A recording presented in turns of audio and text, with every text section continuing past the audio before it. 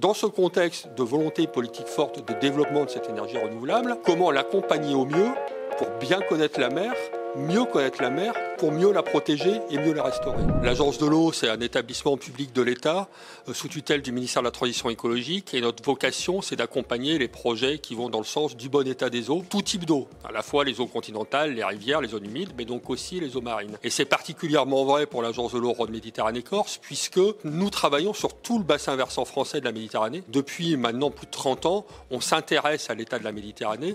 Le but de ces journées, c'est justement de faire le point, déjà en présentant les actions qu'on fait déjà, ce qu'on soutient et les résultats que ces actions peuvent avoir, mais aussi en travaillant sur l'avenir, puisque nous sommes en train de préparer notre prochain programme d'intervention qui couvrira la période 2025-2030. L'un des enjeux de cette journée, c'est de discuter de ces priorités pour la mer Méditerranée, avec les acteurs du monde de la mer. On invite tous nos partenaires sur l'action en mer. Donc ces partenaires, ce sont des collectivités, les collectivités littorales qui se mobilisent sur la mer de tout niveau, intercommunalités, départements, conseils régionaux. Ce sont les chercheurs, les organismes de recherche avec lesquels on a des partenariats pour améliorer notre connaissance de l'état de la mer. Ce sont des bureaux d'études qui vont intervenir pour conseiller les collectivités, pour monter des projets. Ce sont des associations aussi qui se mobilisent pour la préservation et la reconquête de la biodiversité. Bref, tous ceux qui se mobilisent pour que la Méditerranée aille le mieux possible. Le gouvernement a décidé d'élargir le champ d'intervention des agences de l'eau en mer. Jusqu'à maintenant, on était uniquement dans la bande côtière. Et là, on est juridiquement compétent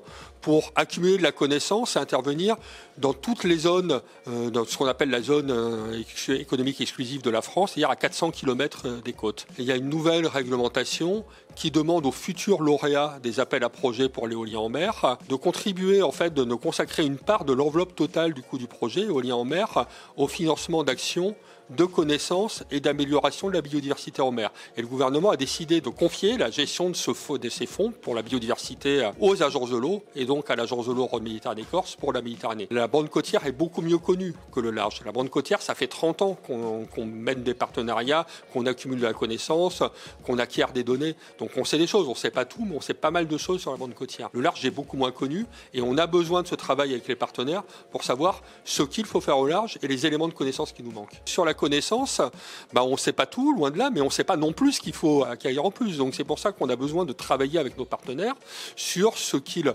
évaluent comme prioritaire, comme acquisition de connaissances en mer. En complément de ce que nous demandent quand même d'ores et déjà des textes européens. On a la directive 4 stratégie milieu marin qui prévoit beaucoup de descripteurs de connaissances, mais on a aussi besoin, dans le cadre de ce fonds, on financera des actions de restauration.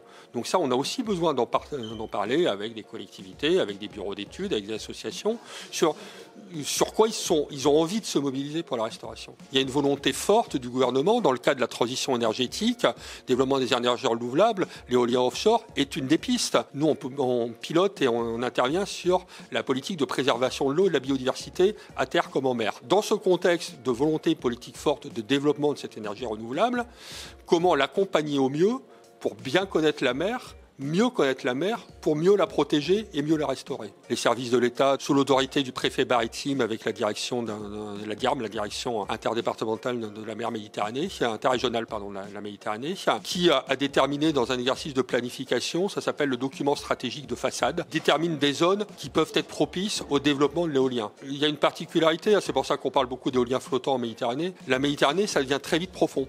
Donc c'est pour ça que l'éolien flottant est privilégié, parce que si on veut s'éloigner des côtes, on ne peut pas l'ancrer. Alors sur la santé, déjà, dire que ça s'est bien amélioré, parce que ce n'est pas forcément quelque chose qui est perçu. La qualité de l'eau s'est considérablement améliorée grâce aux efforts d'assainissement domestique et industriel. On part d'une situation où il y a 30 ans, 40 ans, les grandes agglomérations déversaient encore les effluents dans la mer sans traitement. Maintenant, on a des réseaux d'assainissement, on a des stations d'épuration qui fonctionnent bien, et donc on arrive à 90% des eaux côtières qui sont en bon état chimique. Dans les années 80, le commandant Cousteau parlait de la Méditerranée comme un cloaque, et c'était vrai, parce que vous avez toutes les eaux d'égout qui allaient directement dans la Méditerranée. On n'en est plus là. Par contre, évidemment, il reste des défis à relever.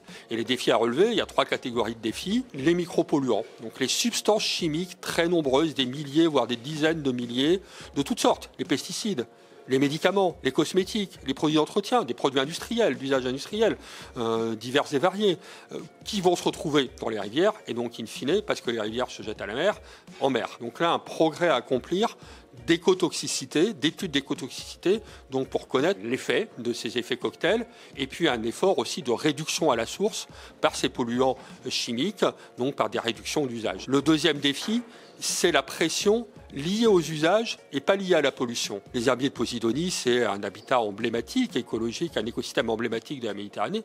La première cause de dégradation de ces herbiers, c'est pas la pollution, c'est les ancrages, qui vont labourer des hectares, des surfaces d'herbiers. Il y a eu un très gros travail de fait, piloté par le préfet maritime en lien avec les préfets de département, pour interdire notamment le mouillage des navires de plus de 24 mètres en mer. Et nous, l'agence, on est partenaire, notamment parce qu'on a financé la connaissance, la cartographie de ces herbiers. On a financé aussi une application smartphone à destination des capitaines de navires, pour qu'ils sachent où sont ces herbiers, parce que si on leur dit c'est interdit de mouiller dans les herbiers, mais ils ne savent pas où sont les herbiers. Et puis troisième gros enjeu, c'est le réchauffement climatique. L'augmentation tendancielle de la température des eaux de la Méditerranée, qui peut avoir déjà un effet de mortalité directe.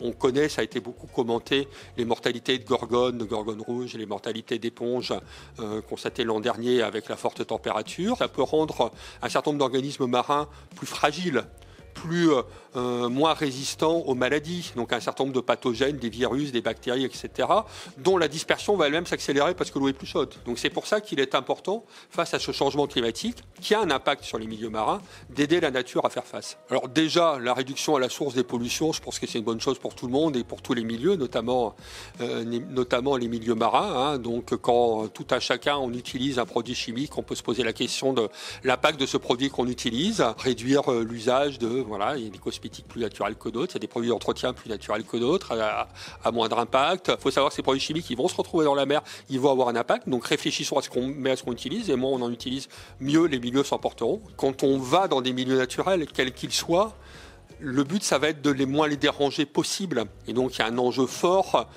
de connaissance des milieux et donc de discussion, de communication avec la population sur comment fonctionnent des milieux et à quoi ils sont vulnérables. Le fait de dégrader lors de la plongée du coralligène, par exemple, c'est pas une bonne idée. Si on a un bateau, même s'il fait pas 24 mètres, s'il a un petit bateau, c'est peut-être pas une bonne idée de jeter l'ancre dans les herbiers. Donc voilà, c'est ça ce type de conseils qu'on peut donner, et c'est vraiment des conseils de responsabilité. Et toujours avoir en tête les conséquences de l'impact de la pratique qu'on a.